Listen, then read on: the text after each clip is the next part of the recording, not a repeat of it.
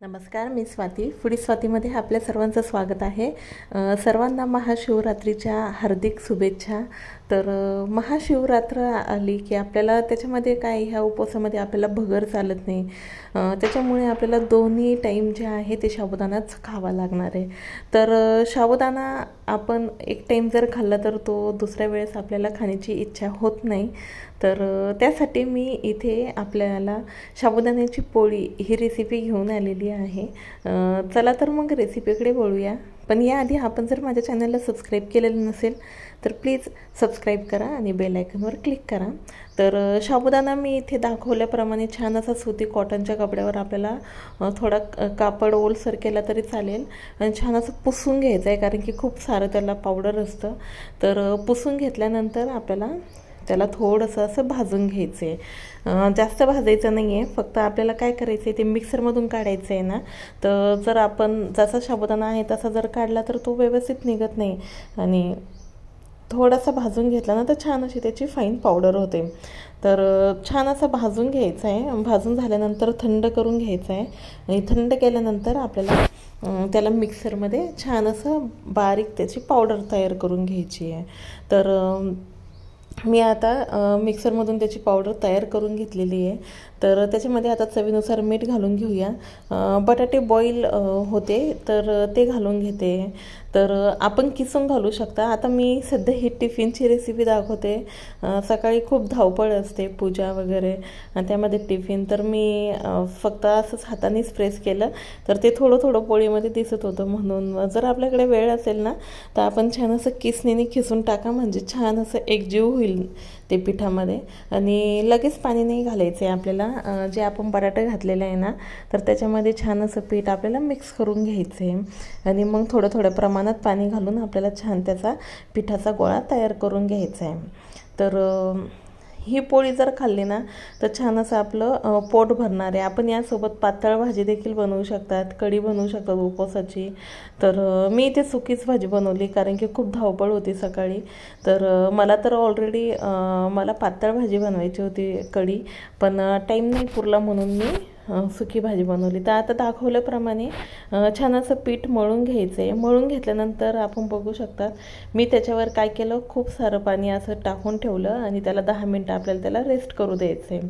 तर पाण्याचा शिपका देऊन छान त्याला एका ठिकाणी जमा करून मी त्याला झाकून ठेवते जवळपास 10 ते 15 मिनटं. त्याच्यानंतर पुन्हा आपल्याला थोडासा पाण्याचा हात लावून पीठ जे आहे ते मळून घ्यायचं आहे. साबुदाणा आहे ना ते पाणी ॲब्झॉर्ब करतं, म्हणून आपण सुरुवातीला जर पीठ सैल जर मळलं ना तर पोळी लाटण्यासाठी अगदी आपल्याला सोपं जाईल. आता टिफिनला जर द्यायची असती तर आपण ही प्रोसेस जी आहे ती आपण रात्री पण तयार करून ठेवू शकतात. जसं की पीठ वगैरे असं छान असं गोळा मळून आपण फ्रीजमध्ये ठेवून देऊ शकतात, आणि जेव्हा आपल्याला करायचे आहे ना तर तेव्हा आपण ते करून देऊ शकतात. तर मी आता काय केलं, छान असं पिठाचा गोळा तयार करून घेतला.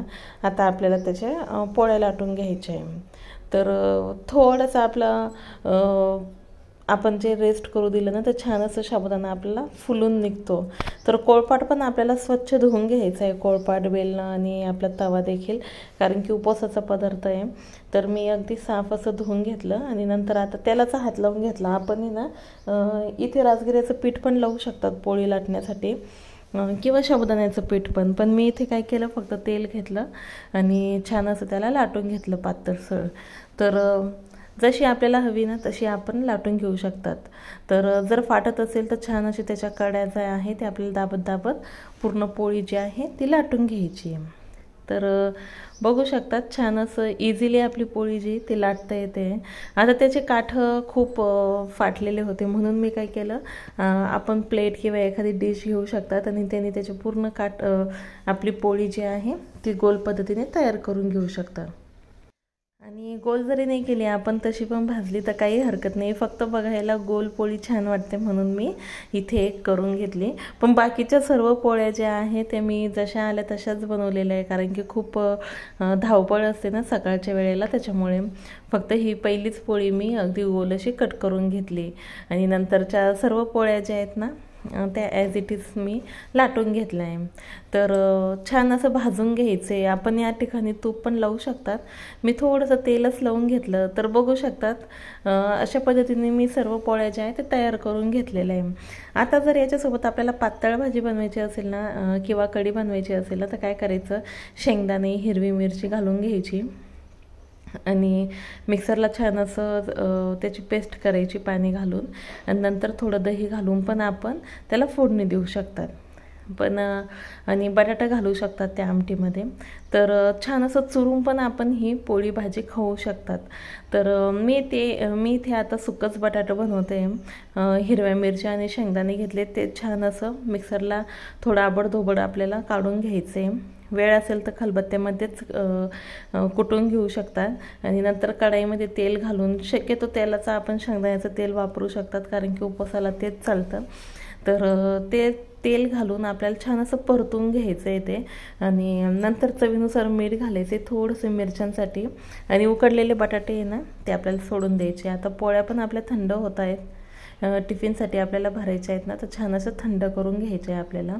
तर बघू शकतात अगदी स्मूथ अशी आपली ही पोळी झालेली, लहान मुलं पण अगदी सहजरित्या ही पोळी खाऊ शकतात. तर आता मसाला छान असा आपला खरपूस परतलेला आहे. तर उकडलेले बटाटे आपल्याला त्याच्यामध्ये सोडून द्यायचे. आता ह्याच पद्धतीने आपण कच्च्या बटाट्याची पण भाजी करू शकतात.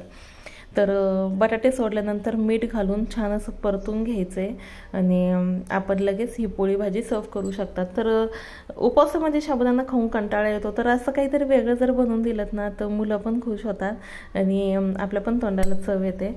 तर अशी झणझणीत भाजी बनवली आणि आपल्या साध्या ह्या पोळ्यांसोबत सर्व केली. तर आपल्याला माझी ही जर रेसिपी आवडली असेल तर प्लीज माझ्या चॅनलला सबस्क्राईब करा, लाईक करा, कमेंट करा, शेअर करा आणि बेल आयकॉनवर क्लिक करा. थँक्यू.